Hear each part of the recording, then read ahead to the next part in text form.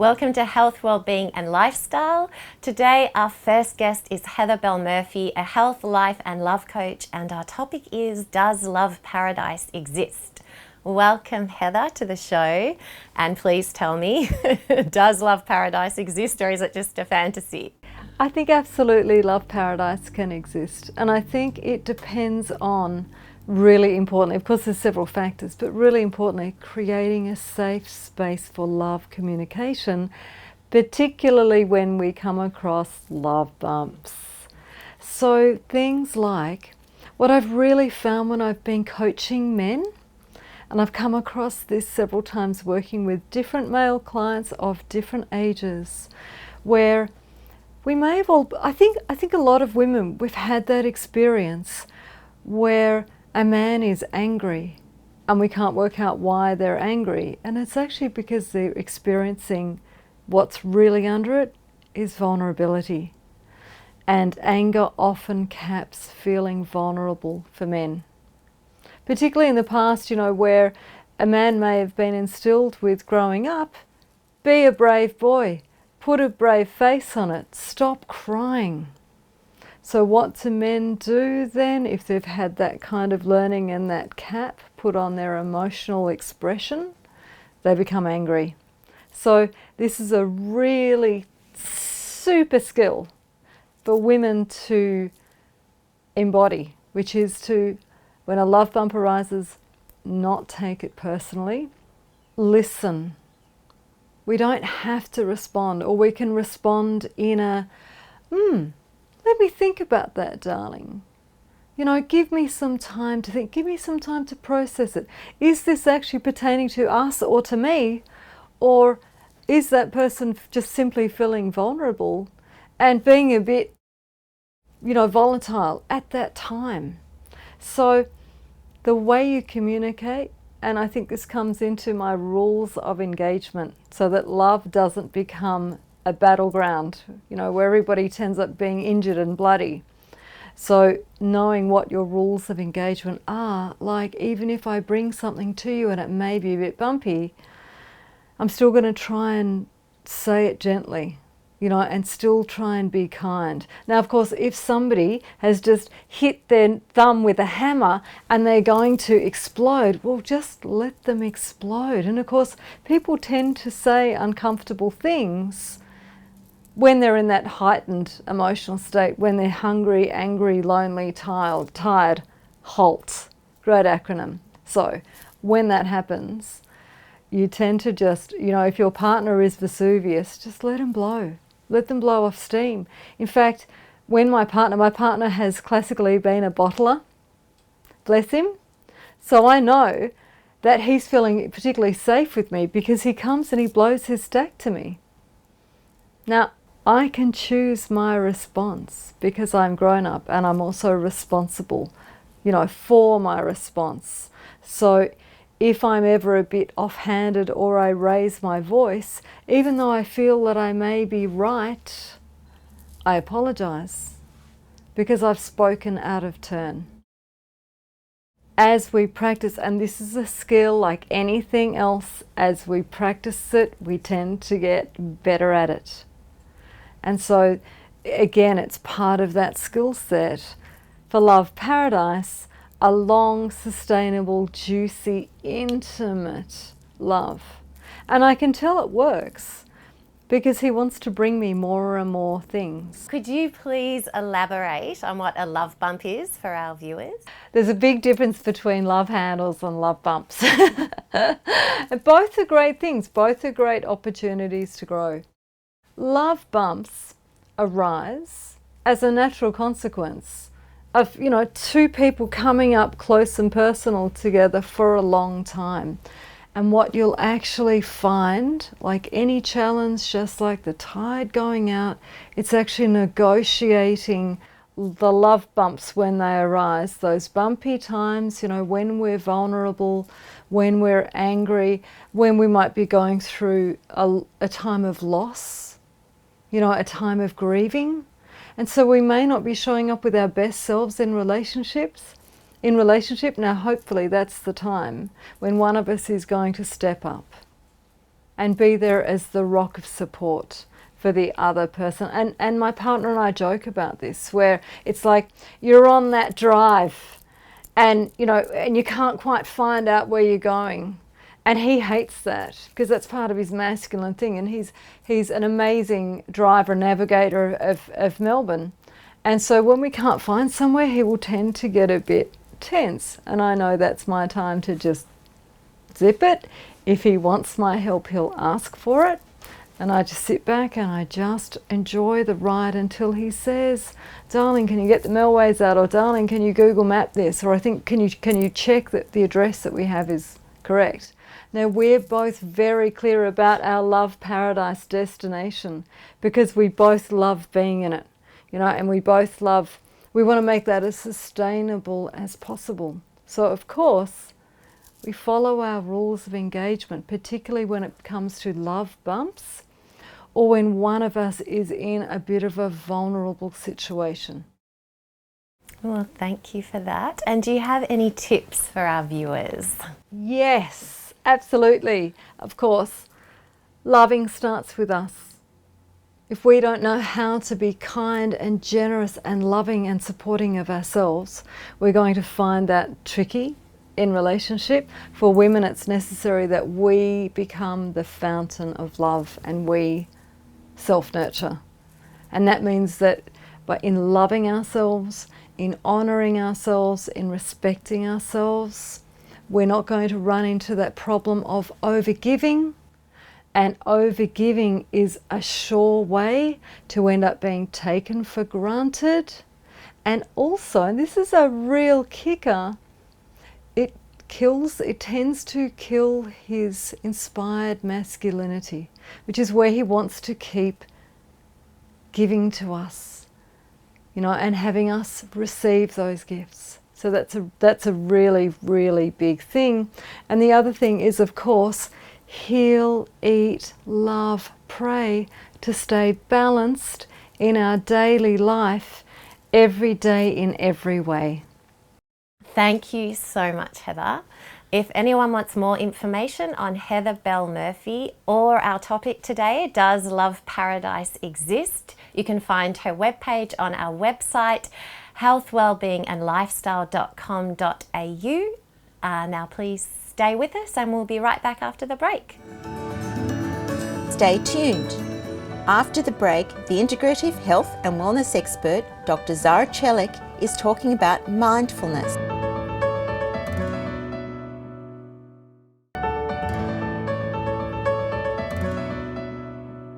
Welcome back. And next we have Dr Zara Celik, our integrative health and wellness expert. And she's back with us today to talk about mindfulness.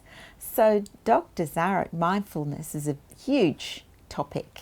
Huge one at the moment globally, right? It's like a trending word, so we had the self-care, which I talked about, and now mindful is another one, buzzing one, which I love to touch on to them, bring some, put my input into it. And we all have different perceptions and different reflective awareness about mindfulness. So I love to educate our audience and give my perspective on that. So it's overly used, as we all know, but not many people actually know what it exactly means.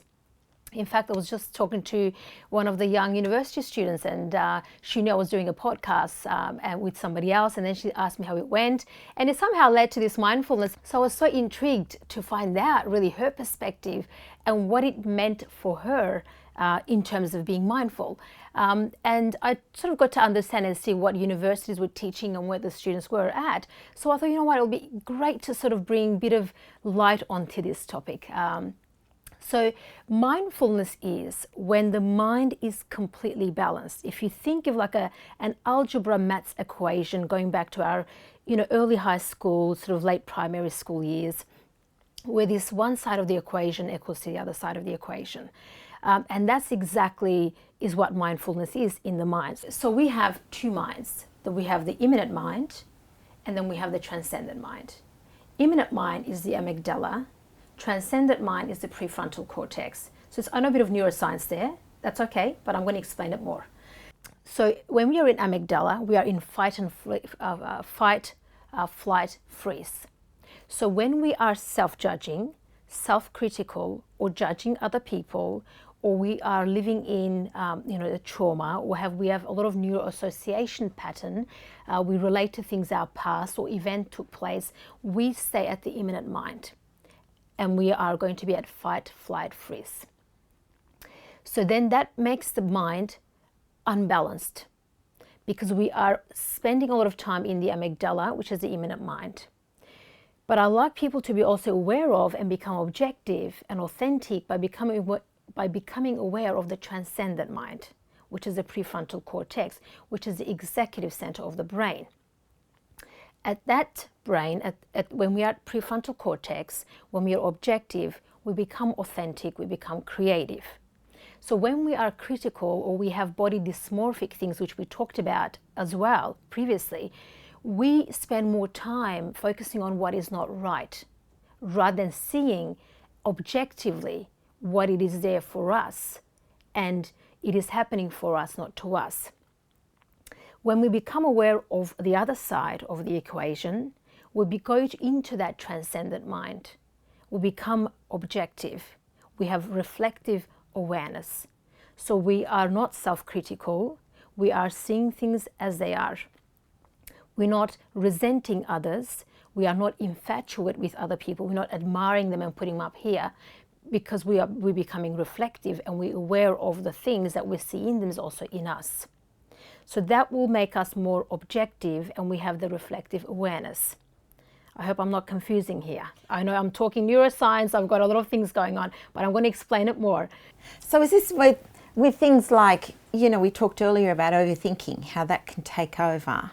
Correct. So even overthinking, when we're overthinking, overjudging, criticizing, I'm not good enough, I'm not fit enough, I'm not beautiful enough, I'm not rich enough, I don't have the education, the whole, trying to, having the fear, the mind becomes imbalanced. So you're not mindful, you're half mindful, because you're focusing on one side of things and you're not seeing the other things, or you're focusing on one side of of you, and you're not aware of the other side of you. You're with me there.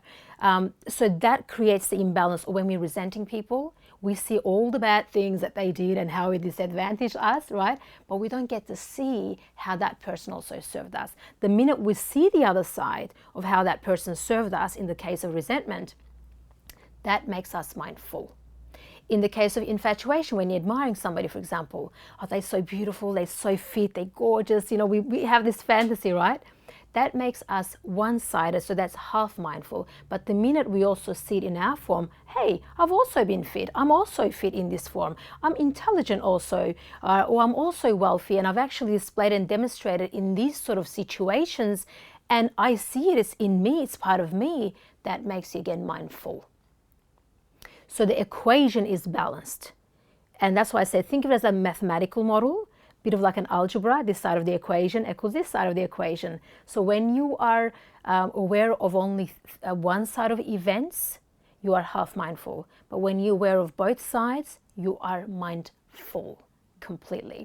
And that's the thing that actually, when I talk to people, they meditate, try to be mindful, and it's overly used, right? We try to become mindful, and we're meditating, and we're investing in ourselves, and it's nice bit of cultural movement globally. People are trying to be mindful, have mindful eating, mindful thinking, mindful language. But if you're not mindful of what's happening within you, then you're not going to be fully mindful. You're half mindful. What would be your top hint for our viewers, something they can take away today for themselves to? So become aware of the language that you're using, and see if you are present with yourself. But if you're even struggling with that, see what your mind is doing. Are you focusing only one thing? Are you, for example, judging or criticizing yourself about maybe an event happened during the day? If you are, catch yourself, stop and pause, and see what it is actually there, and find the opposite of it. So for example, if you're resenting somebody, say, well, okay, what am I resenting them? What am I exactly resenting them for? And then see the benefit of that action, inaction, or the trait that you're resenting the individual for, and see how that is also serving you, the benefit of that to you. So then you balance that out. If it is an infatuation, you admire somebody, find it in your own form. Then once you find that, that's also balanced. if you're judging somebody else, same thing applies. What are you exactly judging them for? How is it a disadvantage to you when you're judging them? Not just the advantage. So then you balance it there too. So try to find balance, but become aware of your language pattern and the language and the words that you use, and see if you can get on to asking yourself the questions to balance the mind. Well, thank you very much for that. And for more information on Dr. Zara Celik and mindfulness, then please go to her webpage on our website, healthwellbeingandlifestyle.com.au. And now for break. We'll see you after the break. Stay tuned. After the break, NDIS business consultant and empowerment coach Jacqui Grant will be talking about the 3 easy steps to weight release.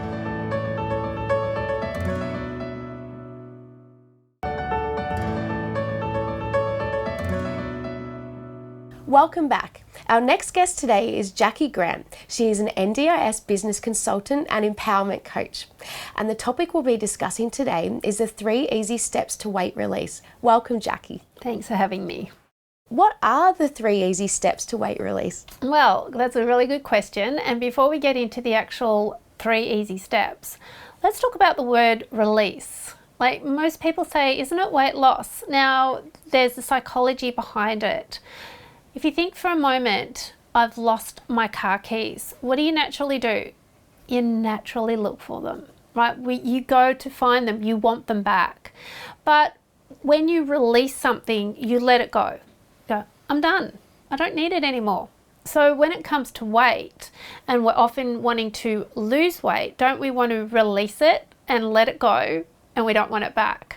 So I use that word release a lot, and I thought if I just make it a little clearer, it should help for the rest of the tips, which are that you have to be in the right mindset and feeling vulnerable to lose the weight. So the first step being that you want to identify you're ready for change, that you're ready to feel vulnerable in letting go and making change.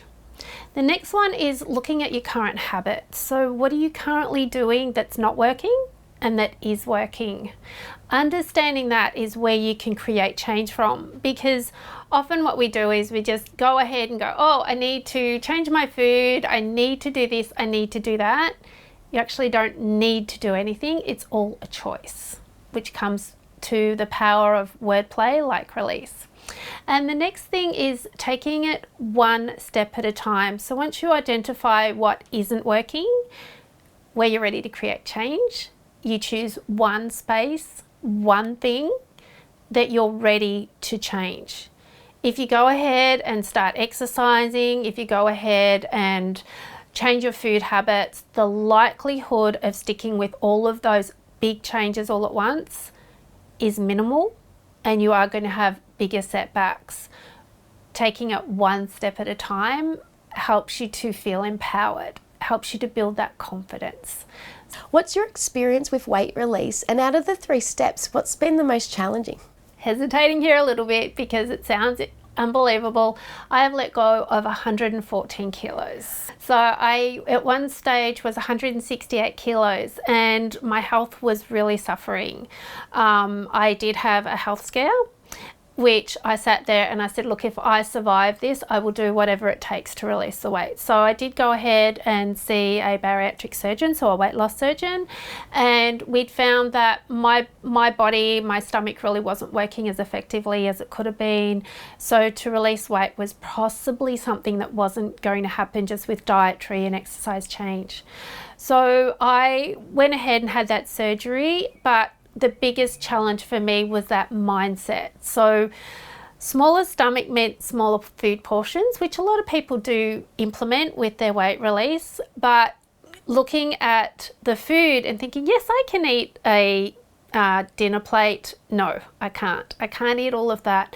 And understanding that this was a lifetime journey. So the changes I was going to make after that surgery, well, I actually started to make them beforehand, was this is for the rest of my life. This is a choice. Now, if my mindset was like, no, I can't do it, then of course I wasn't going to have success. Or if I focused on the failures of the past, I wasn't going to have success. So I developed a can-do mindset. So the mindset came in where it's like we're taking it one day at a time. We're putting in strategies of celebrating even a half a kilo gone, or a new, 2 centimeters gone. So using other tools to help the mindset stay positive and can do was things like, instead of using the number on the scale all the time, clothes. How do my clothes fit? And whenever I came against a challenge, such as not being able to do as much exercise as I want, or life got in the way and I didn't exercise all the time, I used a mindset of, you know what? This week I did exercise once. Okay, I didn't do it 5 times, but I did it once, and that's a win. But that took a lot of work, a lot of energy, and using tools such as a journal helped, supporting people in my life. So having people that actually supported me the way I required them to, not the way they thought they should. That was a bit of a challenge as well. And then there was also the fact that I went on and did other study, which really helped me to stay on track. And being ADHD, I could use those skills as well of hyperfocus. Like, I'm doing this and I've got this energy. But mindset is so hard because we play records of the past. So it does take a big lot of energy and shift to move forward from that. But it is possible. You can do it. What's some advice you could offer our viewers? Well, the first thing is to really watch the words that you use around your choice of when it comes to weight release. I use that a lot because it's actually empowering. And the other thing that I would get you to think about is, why is it that you want to release the weight? Like, is it because you've got a medical condition and your doctor says you have to? I mean, valid point and good advice, so please follow it. But are you wanting to do it because you've got an ideal image in mind of, oh, I want to be an amazing size 10 and have this amazing body? Not saying it's not possible, but the reason and the motivation behind why it is you're choosing, so once again, that's a choice, not a need, is so important. Because if you sit back and do this for someone else, if you choose to change your food habits, change your exercise habits, and you're doing it for someone else, it won't work long term. So really come from heart space, check in with yourself as to what's important for you and why you really want this. And then get the right people around you, such as a coach that's going to empower you.